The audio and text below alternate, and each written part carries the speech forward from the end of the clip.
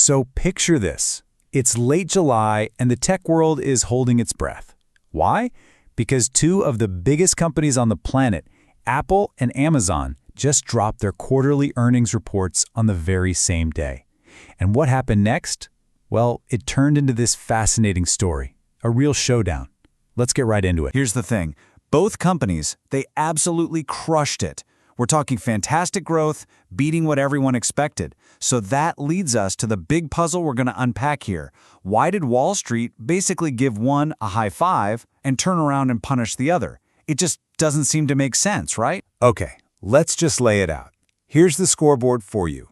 You've got Apple, record-breaking growth, blew past expectations, and boom, its stock closes up 2%. Nice. But then you look at Amazon, also huge growth, smashed all the expectations, and yet its stock actually fell 3%. See? That's the mystery we're diving into. All right, so to really get to the bottom of this, we've got to unpack these two reports. And we're going to start by just looking at the numbers, the top-line performance for each of them. Before we can figure out why things went in opposite directions, we have to get a handle on what actually happened. First up, Apple. They reported a revenue of, get this, $94 billion. That's for a single quarter. I mean, that is just a staggering, record-breaking number by any measure. But hold on. Just when you think that's a huge number, look at this. Amazon comes in with an even bigger one. We're talking $167.7 billion. And that's a 13% jump from the year before. So when you put it all side by side like this, the mystery just gets deeper, doesn't it? I mean, both have strong double-digit growth. Both beat their profit estimates. But that last line, that tells the whole story. A 2% gain versus a 3% drop. That's a 5-point swing. On paper, they both look like winners. So what gives? Okay, to figure that out, we have to pop the hood and look at their growth engines. Because it's not just about how much money they're making. The really important part is where that money is coming from. Now, for Apple, the picture is pretty clear. The iPhone is still king, no surprise there, making up almost half of all their revenue. But the part that has investors really excited is that second biggest slice, their services division. It's a high-profit part of the business, and it's now almost a third of the whole company. And we're not talking about some little side hustle here. Apple's services division brings in more than $27 billion every quarter. To put that in perspective, that one division is so big, it would be a Fortune 100 company all on its own. It's an absolute powerhouse for them, and it's super profitable. And you can hear it right from the top. CEO Tim Cook pointed out that this wasn't just one product carrying the whole team.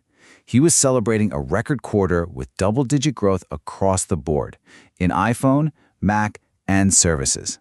It's a story about strength everywhere. Okay, now let's flip over to Amazon. At first glance, you'd think it's all about online shopping, right? I mean, North America is 60% of their sales. But the real magic, the secret sauce, is hiding in that smallest slice, AWS, Amazon Web Services. And this is where the story gets really interesting. Even though AWS is just 18% of Amazon's total revenue, it brought in a whopping $10.2 billion in profit. That's more than half of the entire company's profit. So yeah, AWS isn't just a growth engine, it's the profit engine. And all of this, it brings us to the main event, the AI gamble. Both of these giants see AI as the future, no question. But, and this is a big but, they are making two completely different bets on how to win that future. This really sums up their two philosophies perfectly. Think of Apple's bet as the private concierge. They want to put smart, private AI right into the devices you already own and use every day. Amazon's bet? It's more like the AI gold rush. They're not digging for gold themselves. They're building the picks and shovels, the infrastructure, to let everybody else do their AI gold digging. So let's look closer at Apple's strategy. It really is all about that personal concierge idea. They're bringing something called Apple Intelligence right to your devices. We're talking features like live translation, a much smarter Siri, things like that. And the key word for them is privacy. A lot of the processing happens right on your device. For Apple, it is 100% about the user experience. And you better believe this is central to their whole plan. Tim Cook himself has called AI one of the most profound technologies of our lifetime. So yeah, they are pouring a ton of money into this. Okay, now for Amazon's play. And you might want to sit down for this. They are spending an absolutely eye-watering $100 billion. Most of that is going straight into AWS, their cloud division, with the goal of becoming the engine that powers pretty much everyone else's AI dreams. So you see the difference. Instead of cool new features for your phone, Amazon is building the heavy-duty tools for businesses.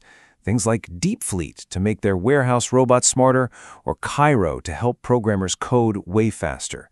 They've got stuff like Bedrock Agent Core so other companies can run their own AI securely. They're not just playing in the AI sandbox, they're trying to build the entire sandbox for everyone else. And this whole strategy, it comes from a core belief right at the top. CEO Andy Jassy said their conviction that AI will change every customer experience is starting to play out.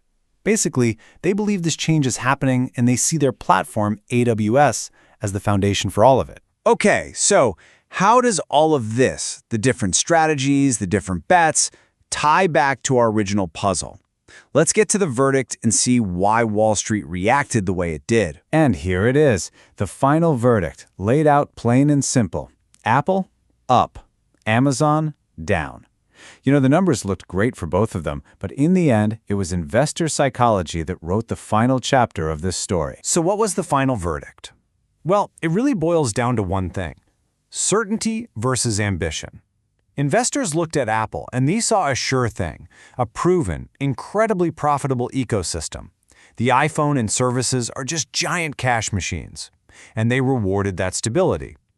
But then they looked at Amazon, saw that massive $100 billion spending plan for AI, and they got a little spooked.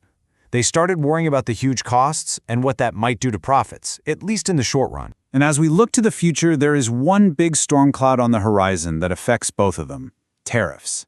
Apple is already warning about a potential billion-dollar hit. Amazon is facing its own headwinds from trade policies too. It's just a huge external risk that could throw a wrench in both of their ambitious plans.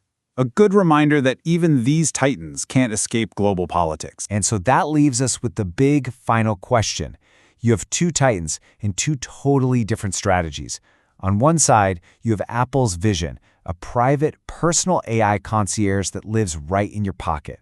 And on the other, you have Amazon's massive ambition to build the public backbone for the entire AI revolution.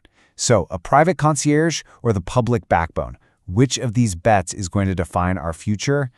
I guess only time will tell.